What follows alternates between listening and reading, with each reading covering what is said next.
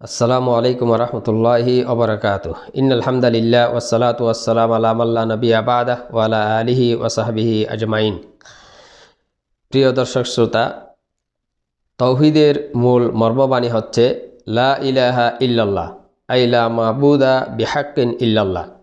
আল্লাহ ছাড়া সত্যিকারের মাবুদ ইবাদতের যোগ্য আর কেহ নেই। এই কথার প্রতি বিশ্বাস স্থাপনের নামই হচ্ছে তাওহীদ। তাওহীদের এই মর্মবাণী প্রতিষ্ঠার লক্ষ্যেই আল্লাহ রাব্বুল আলামিন এই পৃথিবীতে জিন এবং ইনসানকে সৃষ্টি করেছেন। আল্লাহ রাব্বুল আলামিন বলেন, ওয়ামা খালাকতুল জিন্না ওয়াল ইনসা ইল্লা লিয়াবুদুন।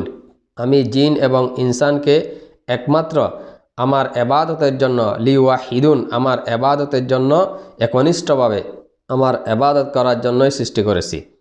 শুধু তাই নয়, এই পৃথিবীতে আল্লাহ রাব্বুল আলামিন যুগে যুগে অসংখ্য নবী রাসূল প্রেরণ করেছেন। প্রত্যেকের মিশন ছিল এই পৃথিবীতে তাওহীদের এই মর্মবাণী প্রতিষ্ঠা করা। আল্লাহ রাব্বুল আলামিন ইরশাদ করেন, ওয়ালাকাদ বাআসনা ফি কুল্লি উম্মাতিন রাসূলা আন ইবুদুল্লাহ ওয়াজতানিবুত তাগুত। আমি প্রত্যেক যুগে প্রতিটি সম্প্রদায়ে আমি রাসূল প্রেরণ করেছি এই জন্য যে আন ইবুদুল্লাহ ওয়াজতানিবুত তাগুত, তারা মানুষকে একনিষ্ঠভাবে আল্লাহর ইবাদতের প্রতি আহ্বান করবে, তাগুত থেকে দূরে রাখবে। আল্লাহ রাব্বুল আলামিন আরও বলেন, ওমা আরসালনা মিন কাবলিকা মির রাসূল ইল্লা নূহি ইলাইহি আন্নাহু লা ইলাহা ইল্লা আনা ফা'বুদুন। আল্লাহ রাব্বুল আলামিন প্রিয় রাসূল সাল্লাল্লাহু আলাইহি ওয়াসাল্লামকে উদ্দেশ্য করে, অর্থাৎ পুরা মানব জাতিকে উদ্দেশ্য করে আল্লাহ রাব্বুল আলামিন ইরশাদ করেন, আমি ইতিপূর্বে প্রত্যেক গোষ্ঠীতে, আমি প্রত্যেক সম্প্রদায়ে ইতিপূর্বে আমি রাসূল প্রেরণ করেছি।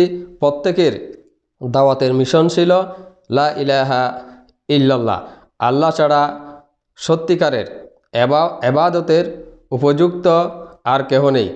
এই কালিমার প্রতি, এই মর্মবাণীর প্রতি দাওয়াত, এটাই ছিল মূলত এই পৃথিবীতে নবী রাসূলদের আগমনের মিশন। শুধু তাই নয়, প্রিয় রাসূল সাল্লাল্লাহু আলাইহি ওয়াসাল্লাম মক্কায় 13টি বছর অবস্থান করেছিলেন। তিনি সবচেয়ে যেই বিষয়টি গুরুত্ব প্রদান করেছিলেন সেটি হচ্ছে তাওহীদের দাওয়াত। যেহেতু তাওহীদ এমন একটি বিষয় যার উপর ভিত্তি করে বান্দার যাবতীয় আমল, শুদ্ধতা, গ্রহণযোগ্যতা এবং অগ্রহণযোগ্যতা নির্ভর করে। যদি তাওহীদ যদি শুদ্ধ না হয়, বান্দার কোনো আমল আল্লাহর নিকট গ্রহণযোগ্য হবে না।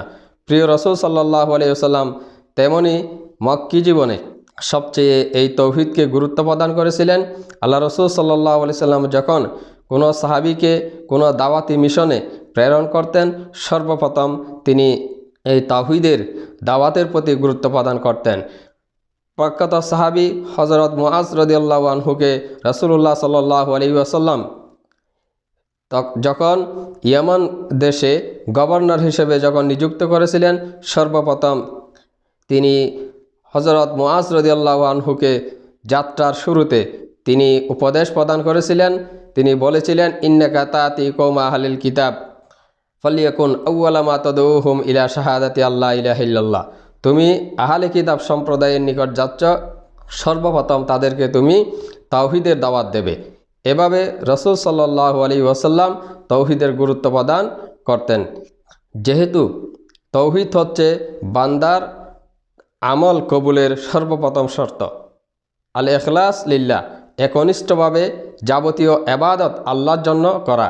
অতএব প্রিয় দর্শক শ্রোতা, আসুন তাওহীদের গুরুত্ব একজন মুসলিম হিসেবে আমাদের জীবনে অপরিসীম। তাই আমরা আমাদের যাবতীয় ইবাদত শিরিক মুক্তভাবে, একনিষ্ঠভাবে আল্লাহ রাব্বুল আলামিনের জন্য সম্পাদন করে আল্লাহর সন্তুষ্টি অর্জনের চেষ্টা করি।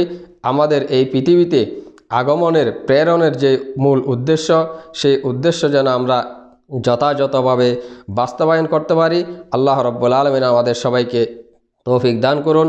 ওয়া আখিরু দাওয়ানা আনিল হামদুলিল্লাহি রাব্বিল আলামিন। আসসালামু আলাইকুম ওয়া রাহমাতুল্লাহি ওয়া বারাকাতুহু।